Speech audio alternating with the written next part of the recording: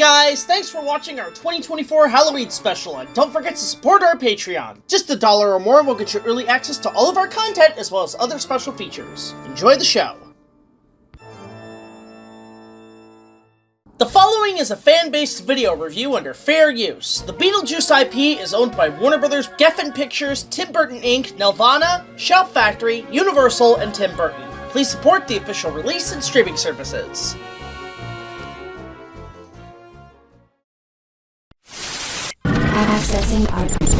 Hi there, Big Jack Films isn't here at the moment due to his duties at Jurassic Park. But he has left a previous recording and AI host for you to enjoy.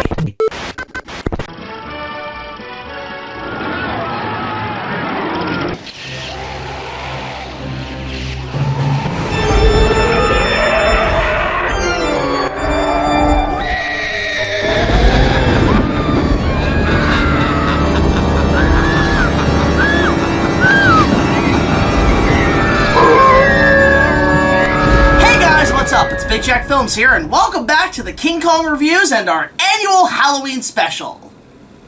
But first, Beetlejuice, Beetlejuice, Beetlejuice. It's showtime. So yeah, there's a new Beetlejuice movie out now. What, it took them like 40 years to make a sequel? It's kind of funny that it took them this long to make a follow-up to arguably a film that didn't really need one, but yet was shoehorned into an absolute juggernaut of a franchise. The first film, starring Michael Keaton, Winona Ryder, Catherine O'Hara, and Alec Baldwin? Dear God. Took the world by storm in 1988 under the direction of then newcomer Tim Burton, who prior's only directing credit was Pee-wee's Big Adventure, and had a really cool Godzilla scene in it, exposing him as a pretty cool kaiju fan. I mean, hell, in 1992 he would go visit the set of Godzilla vs. Mothra. Ain't that awesome? But Beetlejuice the film not only put Tim Burton into the spotlight as a brand new director, but put Michael Keaton into stardom with not just this film, but the following year playing the Cape Crusader himself, Batman. With the success came a huge amount of additional material, merchandise, and media surrounding the Ghost with the Most, including, much like King Kong himself, an attraction at Universal Studios theme parks with Beetlejuice Graveyard Review, in which Beetlejuice and the Universal Studios monsters partake in performing songs for families and children in the park. I'll admit Beetlejuice was one of those films that never really got onto my radar until pretty recently with the new movie. And I will admit, finally watching it, it's a fun time for me and an entertaining ride from start to finish, filled with creative visuals, which is pretty common for Tim Burton standards, and Michael Keaton absolutely killing it as the title character, along with the rest of the cast. And not to mention, the special effects from practical to stop motion are absolutely amazing. Now, while I am pretty new to the Beetlejuice IP when it comes to the original movie, I did grow up with this show at Universal Studios. I mean, hell, I met the guy a few times, for God's sakes. He's still there, people, harassing guests for over 30 years. You gonna give me a kiss? Maybe not. How about a kiss, huh? How about you smell my breath? But my introduction to this comedian from the dead was none other than the 90s Saturday morning cartoon of the same name. Airing for 4 seasons from 1989 to 1992, Beetlejuice the Animated Series is a fondly remembered cartoon from my childhood. I used to watch the hell out of this show on a local channel Saturday morning block called KTV. Yeah, for those who grew up here in Canada, Global TV actually had its own Saturday morning block, showcasing a ton of Canadian and American cartoons, from Inspector Gadget, Care Bears, and a lot of the latest Warner Brothers cartoons from Steven Spielberg in their animation division, from Animaniacs, Tiny Toon Adventures, and of course, Batman the Animated Series. And Beetlejuice fit pretty well into their roster of their Saturday morning block. But for this episode of the King Kong reviews and for the 2024 Halloween season, I figured I'd combine the two with the Season 4 episode of the Beetlejuice cartoon, simply known as Beauty and the Beetle. First off, I gotta get this off the bat. This intro slaps. It sets the mood perfectly that you're essentially about to hit Tim Burton's version of Our Real Monsters really damn fast. It's showtime!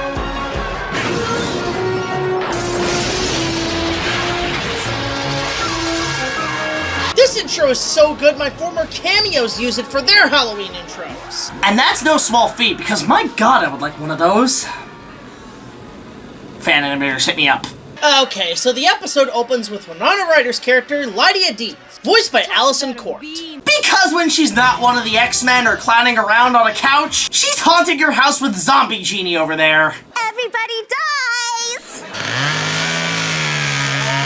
Talk about a B movie.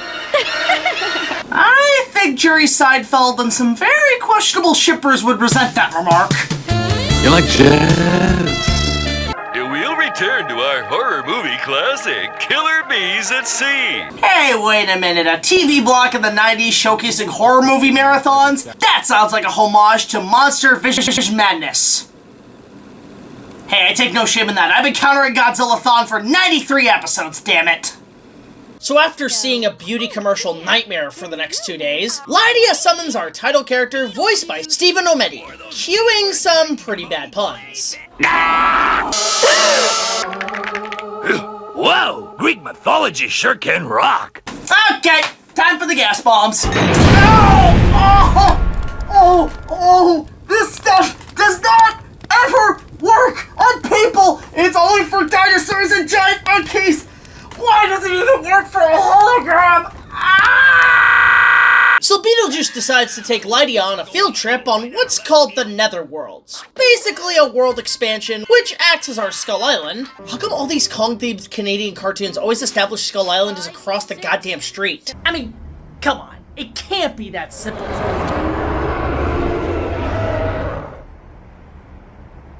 That's never gonna get explained, is it?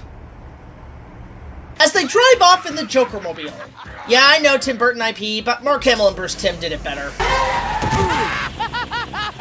Then get a load of the tree frogs. They're so ugly, even moths won't go near them. If that creepy-ass tree from the Care Bears movie ate Oscar the Grouch, that's what will be shut out and the scariest thing in this. And what do they find in this lost world of time? More puns! What do you see in this ugly plant? Besides me, what a woodsman. Sometimes it pays to have bad taste. No more puns! Okay, let's just cut to the chase. Show me the monkey! Huh. So that's one way Kong could have kept Fay Wray screaming down. What else could he have done? So yeah, the Joker-mobile thing here is alive. Yes, it's our Jack Driscoll of the piece, as he tries to third act the amazing bulk here. I'll give them credit. They did Skull Island before Skull Island, and Discount Speedy warns Beetlejuice of her capture. A big gorilla got Lydia. Wow! She's not just monkeying around. Those thong prints are bound to lead us to that ape. Or to the Netherworld's biggest kahuna. Okay, if we're to be questioning everything in this, we would be here all day and the real me would be coming home before Christmas. But granted, he's still stuck at Jurassic Park, I don't know about that. So, being a man of pop culture, how does Beetlejuice plan to get her back? Just the action-adventure for that Netherworld action-adventurer, Grindiana Bones!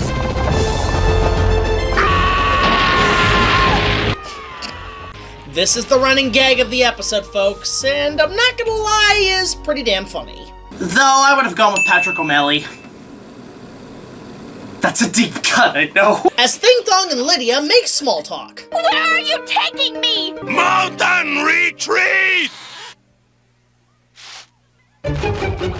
Show, stop, I can't. Sometimes your puns are way too good. You part of Thong's beautiful collection now. Yeah, well, beauty's in the eye of the big ogre. I think Shrek would say otherwise. Oh, hello! Do you really think I'm beautiful? Thank you. Dating life in a nutshell. All around me are familiar faces, worn out places, worn out faces.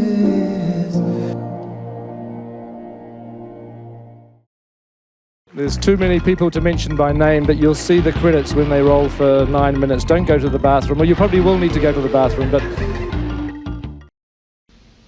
It's King Kong's 60th anniversary, and you could win a 4-day trip to New York City. Fly Delta Airlines and stay at the New York Hilton and Towers. What do I have to do? To enter, pick up and complete an official entry form from a participating video store, or send a postcard with your name, address, age, and phone number to King Kong Sweepstakes, P.O. Box 28955, Atlanta, Georgia 30358. I think this is awfully exciting. And so does Kong.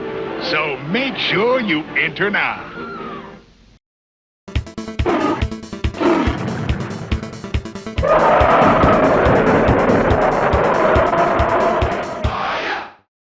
Meanwhile, back at Who Ripped Off Roger Rabbit... Grindiana Bones! Oh no! Yeah!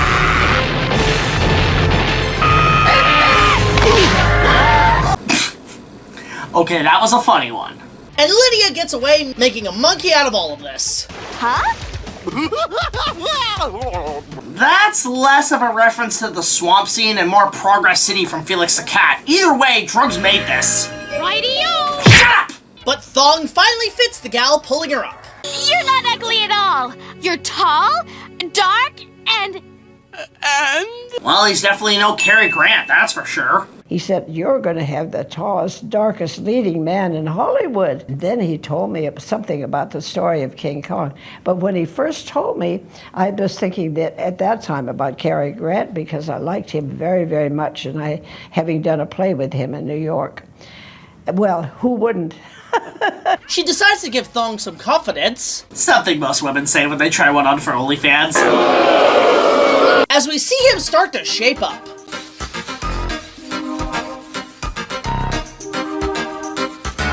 This is what Winona Ryder wishes her fans did before attending Comic-Con.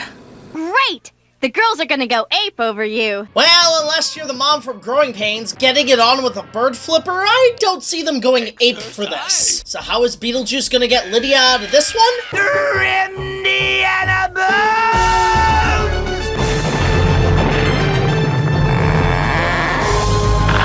Oh, so that's what was in store for the special edition of Raiders of the Lost Ark. This version is awful. Yeah, they ruined it. Oh my god, it's terrible. Thank you, Trade Matt. If we had even the smallest bit to do with Raiders of the Lost Ark not getting fucked up, then I'm just as proud of that as wearing dresses to the Academy Awards. So Thong gets his confidence to be a better person as Lydia and Beetlejuice head home for their 30-year sequel that retcons all of this. The end. Well that's one crossover I don't think anybody saw coming. Okay, so combining two monsters together in one animated program for a half hour is no small feat. But how does Beetlejuice and King Kong go together? Well, they go as good as they do at Universal Studios Florida back in the day. And by that, I mean, it's a pretty damn good entertaining time and a wonderful tribute to the original King Kong story. Granted, it does what a lot of cartoons do with the short run time where they don't necessarily get off the island and into the city. I mean, this is the afterlife, I don't think they necessarily can, but the episode is wholesome and has some decent animation for the most part, and mixes the story of King Kong with the humorous attributes of Beetlejuice. And in this episode, Beetlejuice himself is pretty damn funny. The imaginative play of the Indiana Jones character is not only creative, but has a nice twist with the giant boulder. It's also cool to see that voice actor Stephen O'Merritt does a pretty damn good impression of Michael Keaton from the movie. You just don't know what ugly is. Learn to throw your voice, fool your friends, fun and party. Maybe if you had a few snakes in your hair like Medusa. Hey, you probably got your reasons, but the thing is, I can't do anything from over here. But the King Kong attributes in the plot of the episode also were pretty fun too, and Thing Thong is a hilarious wordplay on the character. The design is less King Kong and kind of Quasimodo-ish with a little bit of the Hulk. Plus, for some reason, I'm getting vibes of the Legend of King Kong screenplay in which Kong was going to be a human-ape hybrid. Not to mention the scenes with Lydia does mirror scenes written in the Bull Goldman script. Thong is voiced by Dan Hennessy, a prominent Canadian voice actor, actually with way too many titles to count. But most may know his strong leading voice as the head of the Forest of Feelings with Braveheart Lion in Care Bears. And while we're on the subject, a lot of the voice actors on this show are actually locals from my end here in Canada. And a lot of them worked on a ton of other cartoons I grew up on. The show was actually a Canadian-produced program, which for a production by Warner Brothers and Tim Burton himself is kinda shocking to me. You'd think this would be an American-made animated series, but no, it's actually Canadian. I don't know, maybe there was some cost effect of regional bylaws that allowed them to produce it here to be cheaper and quicker, but the episode was done by our good friends at Nevada Studios, better known for their animation on Care Bears, Babar, and no stranger to King Kong with the George Strings episode King Kongo, which I already covered that episode way back in season 2. And it's no wonder the majority of this episode was giving me major Care Bear vibes from its voice actors and music. There were times, I swear to God, given there's no dinosaurs in this episode, you could have easily cut from the episode to one of the Cavemen Care Bear episodes which had dinosaurs in it. Honestly, Thing Thong fighting No Heart Saurus actually sounds kinda awesome. Plus, given this is a cartoon from the 90s, it always delivers a good message to kids. And this episode is no exception in talking about aspects of beauty and being who you are, not to mention building up a set of confidence. It's a nice lesson for kids to have in a show like this. My only downside to this episode is that I wish we had a little time to do some sort of rampage through the city moment to play more on the King Kong story, given the fact that the episode kind of abruptly ends. But for what we got, it was still pretty damn entertaining. This was actually requested by Huey Two-More of Huey's Animated Movie Reviews, who introduced me to it, and this is one of those episodes that kind of passed my radar as a kid. And overall, for the Halloween season, as a King Kong review, and a chance for me to talk about the Beetlejuice franchise briefly, this was honestly a decent pick. So a huge thanks to him for recommending this episode, and be sure to check out his latest comeback video. You might see a surprising cameo there. A short overview, but Beauty and the Beetle is a decent tribute to King Kong, and a great episode of Beetlejuice the Animated Series, and I'd highly recommend it. It's kinda hard to find online, and the DVD set by Shout Factory is a tad pricey, but it's worth purchasing on YouTube if you're curious enough to check it out. It's got a great tribute to 2 amazing films, add-on 3 counting the title, some fun cartoonish animation, and a decent lesson at the end for kids. It's nothing too special, but it's an episode I'm glad it brought up, and it got me a chance to talk about Beetlejuice himself, which I'm gonna give this episode a decent 6 out of 10. So be sure to check it out if you're all curious to see the potential crossover of King Kong versus Beetlejuice.